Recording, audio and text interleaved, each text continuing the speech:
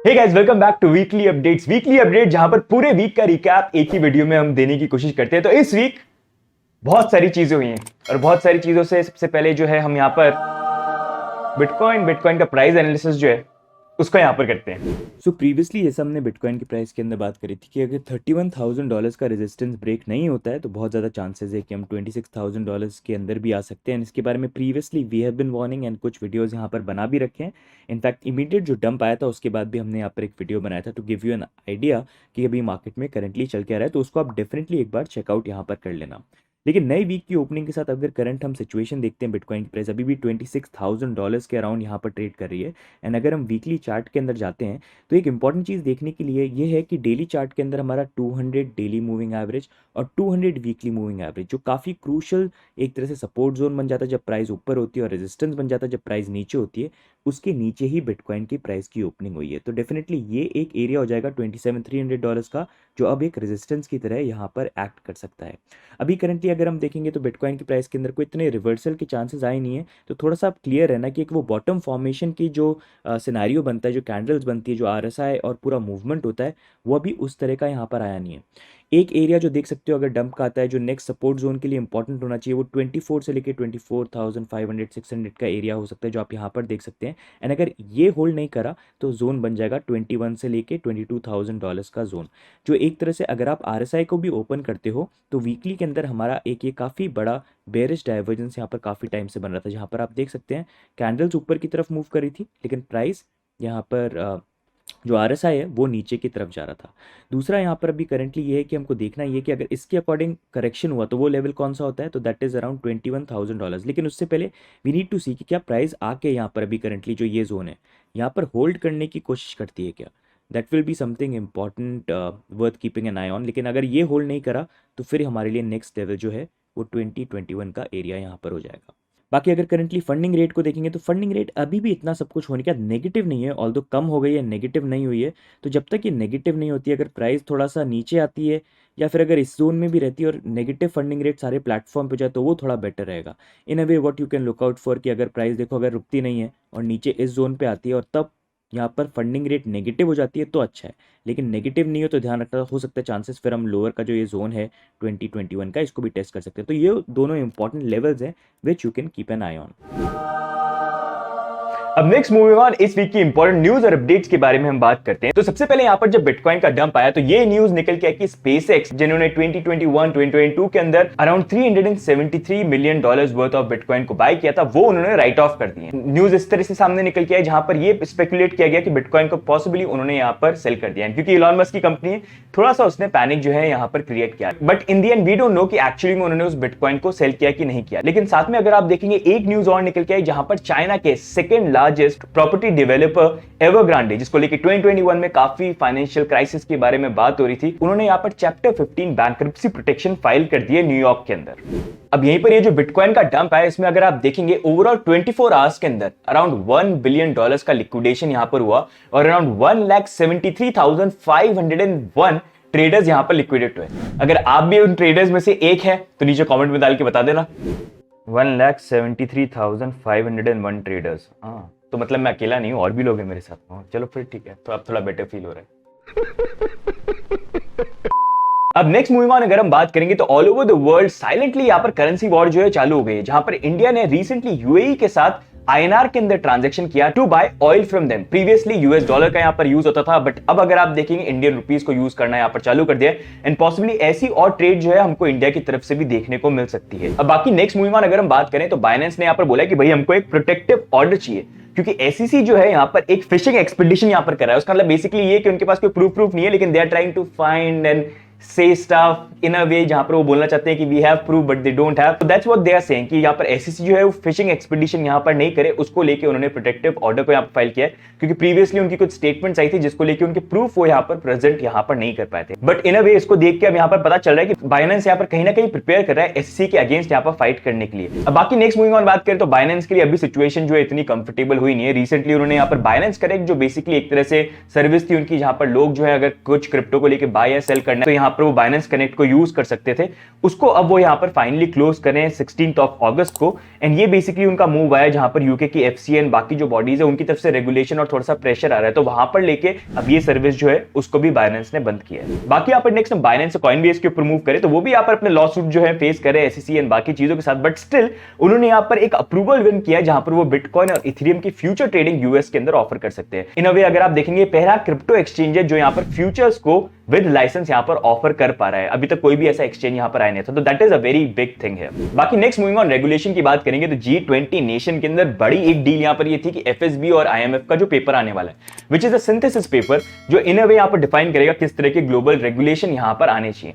अब वो जो पेपर है वो एक्सपेक्टेड है अगस्त या सितंबर, जब तक यहाँ पर G20 की इंडिया की प्रेसिडेंसी खत्म नहीं होती है वहां तक वो यहाँ पर निकल के आ जाएगा। लेकिन यहाँ पर एक काफी इंटरेस्टिंग चीज निकल के आई जहां पर रिपोर्टेडली ये पता चला आरबीआई ने यहाँ पर एक रिटर्न रिक्वेस्ट सेंड करी थी एफएसबी और आईएमएफ को, ये बोलते हैं कि फ्यूचर रिपोर्ट के अंदर और जो भी आपका सिंथेसिस पेपर आता है उसके अंदर यार एक थोड़ा सा जो बैन वर्ड है उसको डाल दो, वो कहीं ना कहीं मिसिंग है, तो थोड़ा सा अगर आप ऐड कर दोगे तो अच्छा हो जाएगा। तो उन्होंने बेसिकली यहाँ पर ये बोला, लेकिन उसके रिस्पांस में यहाँ पर एफएसबी और आईएमएफ का बोलना ये था क्योंकि हम रेगुलेशन की बात करें तो उसमें बैनिंग रेगुलेशन सारी चीजें वो ऑटोमेटिकली आती है, तो वी डोंट नो यहाँ पर स्पेसिफिकली बैन वर्ड ऐड करने का क्या यहाँ पर सेंस होता है। गजब बेइज्जती है। बाकी नेक्स्ट मूविंग ऑन जीएसटी जो गैम्बलिंग के ऊपर अप्लाई यहाँ पर करी गई है उसको लेके काफी रिसेंटली यहाँ पर कंट्रोवर्सी हो रही थी, लेकिन एक और इंफॉर्मेशन यहाँ पर निकल के आई कि यहाँ पर मनी गैम्बलिंग के अंदर वर्चुअल डिजिटल एसेट्स के ट्रांजैक्शन जो है उनको भी यहाँ पर इंक्लूड किया गया है। एंड इसी कारण से यहाँ पर क्रिप्टो भी जीएसटी एक्ट के अंदर यहाँ पर आ गई है। जैसा आप देख सकते हैं definition of virtual digital assets also to be drawn in IT act of 1961। साथ में अगर आप देखेंगे यहाँ पर मैंडेटरी रजिस्ट्रेशन को भी इंट्रोड्यूस किया गया है अंडर सेक्शन 24। इसका मतलब ये कि यहाँ पर कोई भी सर्विसेज अगर दी जाती है गैम्बलिंग को लेके जिसमें वर्चुअल डिजिटल एसेट्स हैं from any company, any person who is outside India but he is providing service to people in India, उनको यहाँ पर मैंडेटरी रजिस्टर करना पड़ेगा। तो अब बड़ा क्वेश्चन यहाँ पर ये है कि ये भी चीज क्या आने वाले टाइम पे हमको क्रिप्टो एक्सचेंजेस के ऊपर भी लागू होते हुए देखने को मिल सकती है? We don't know yet, but let's wait and see। अगर कोई सीए है जो वीडियो देख रहा है और अपनी कोई एक्सपर्टीज है इस चीज के बारे में तो डेफिनेटली कमेंट में डाल के यहाँ पर बताना। बाकी नेक्स्ट मूविंग ऑन नीदरलैंड की अगर हम बात करेंगे तो वहां पर सेकंड क्वार्टर के अंदर फिर से नेगेटिव जीडीपी नंबर्स आए जिसके कारण टेक्निकली ये बोला जा रहा है कि नीदरलैंड अब रिसेशन में एंटर कर चुका है। बाकी नेक्स्ट मूविंग ऑन यहाँ पर यूएस के अंदर बिटकॉइन स्पॉट ईटीएफ आता है कि नहीं आता है, कब तक आता है ये पता नहीं है, लेकिन यूरोप के अंदर फर्स्ट स्पॉट बिटकॉइन ईटीएफ जो है वो यहाँ पर लॉन्च हो चुका है। अब यहाँ पर ईटीएफ की बात करिए तो यूएस के बिटकॉइन स्पॉट ईटीएफ की भी बात कर लेते तो उसके अकॉर्डिंग अगर हम डेडलाइन की बात करें कि डेडलाइन जहां तक उनको डिसीजन देना है बिटकॉइन स्पॉट ईटीएफ का वो अर्ली 2024 हो सकता है, जहां पर अगर आप देखेंगे 240 डेज एप्लीकेशन फाइल करने के बाद इतना वो डिले कर सकती है यहाँ पर एसईसी।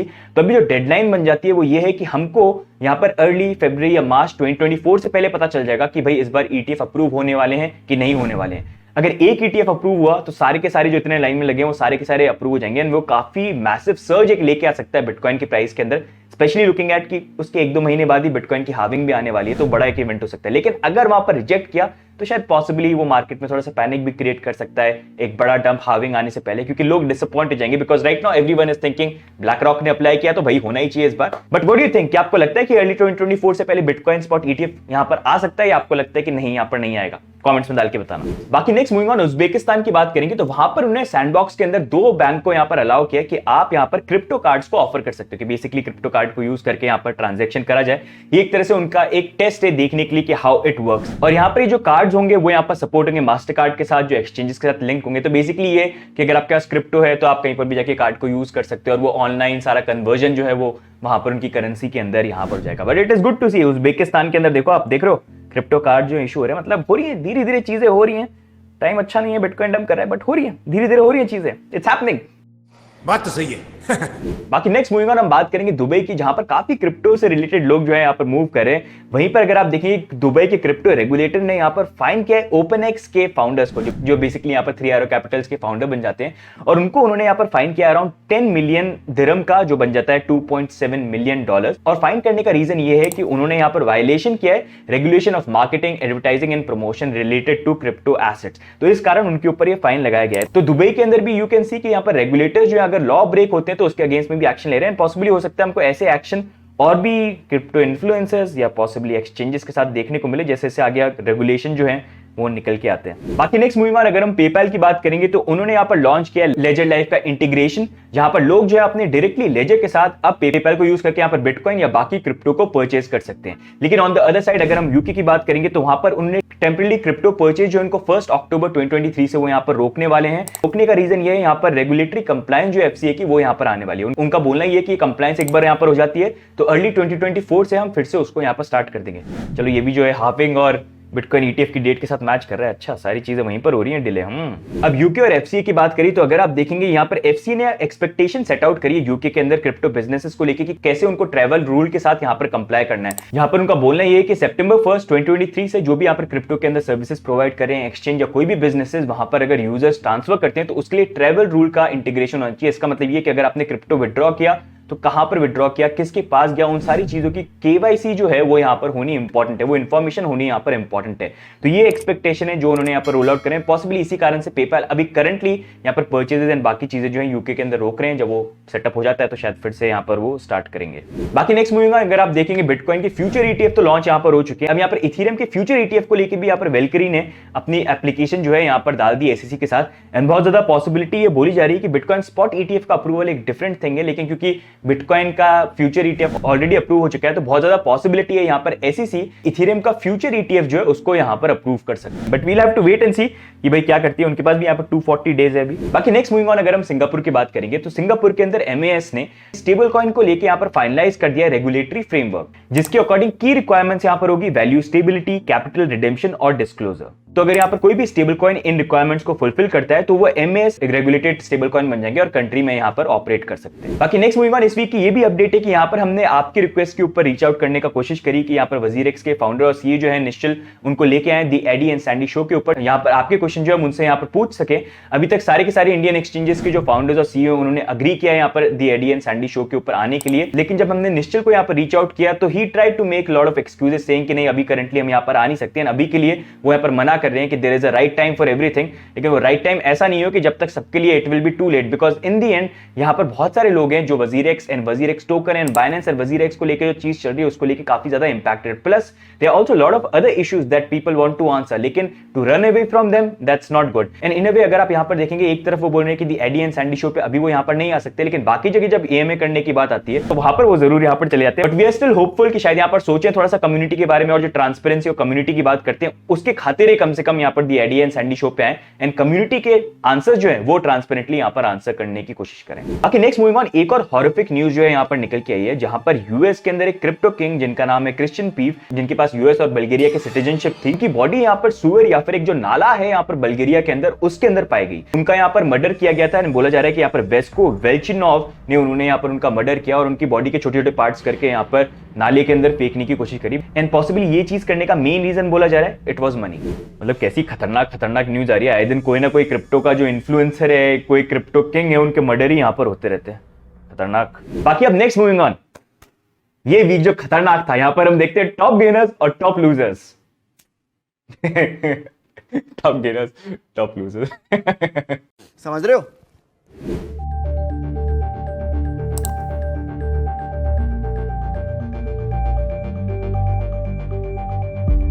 बाकी नेक्स्ट मूविंग ऑन, अब बात करते हैं हम यहाँ पर fun fact of the week की। तो क्या आपको पता है इलॉन मस्क की यहाँ पर एक्स गर्लफ्रेंड जिनका नाम है Grimes, she is a singer and उन्होंने अभी तक अपनी एनएफटी सेल के अंदर इतना पैसा बनाया जितना इन्होंने अपने म्यूजिकल करियर के अंदर यहां पर नहीं बनाया। सिंगर ग्राइम्स जो है उन्होंने यहां पर अराउंड $5.8 मिलियन यहां पर बनाए थे अपने एनएफटीज को सेल करके, जो 20 मिनट्स के अंदर यहां पर सेल आउट हो गए थे। और ये जो एनएफटी है इसका एक यूज केस था कि यहां पर लोग जो है अब उनकी वॉइस जो उसको यूज करके यहां पर सॉन्ग्स जो है वो यहां पर बना सकते हैं। वाह क्या सीन है। सो सी एनएफटी का भी यहाँ पर एक यूज केस है कि अपनी एनएफटी बेच दो और फिर बोल दो कि यार हमारी आवाज जो है उसको तुम यूज कर सकते हैं, गाने बनाओ और उससे जो you can earn. So this is what happen. हाँ, मेरी आवाज भी कोई खरीदेगा क्या? मैं भी एनएफटी बेच देता हूँ ऐसे बना के। पोटैटो एनएफटी क्या बढ़िया था गुरु। पोटैटो एनएफटी लो और मेरी आवाज यूज करो। मेरे गाने तो वैसे ही इतने बेसुर होंगे। नहीं, आइडिया ड्रॉप कर देता हूँ। तो गाइस ये हो गया इस बार की weekly updates. If you like these weekly updates, like का बटन दबा दो और सब्सक्राइब भी कर लो अगर नहीं कर रखा है। अगर ट्विटर पे देख रहे हो तो इसको रीपोस्ट कर दो ताकि इंप्रेशन आ जाए खूब सारे, और लाइक का बटन भी दबा दो और कमेंट भी कर दो और पूरे परिवार में इसको शेयर कर डालो। ठीक है, तो आज के लिए गाइस इतना ही। बाकी मिलेंगे हम नेक्स्ट वीडियो के अंदर। तब तक चलता हूं मैं। अब हो गया रिकॉर्डिंग, चलो खत्म। अब बाय बाय, टाटा, सी यू, खत्म, see you. I think last weekly update है इस स्टूडियो के अंदर से। अब वापस I am going to travel, last weekly update, उसके बाद फिर से अब ट्रैवल करने जाऊंगा। तो तो अब नेक्स्ट अपडेट जो है वो ऐसे आएंगे, पार्क से, कहीं से, अलग जगह से।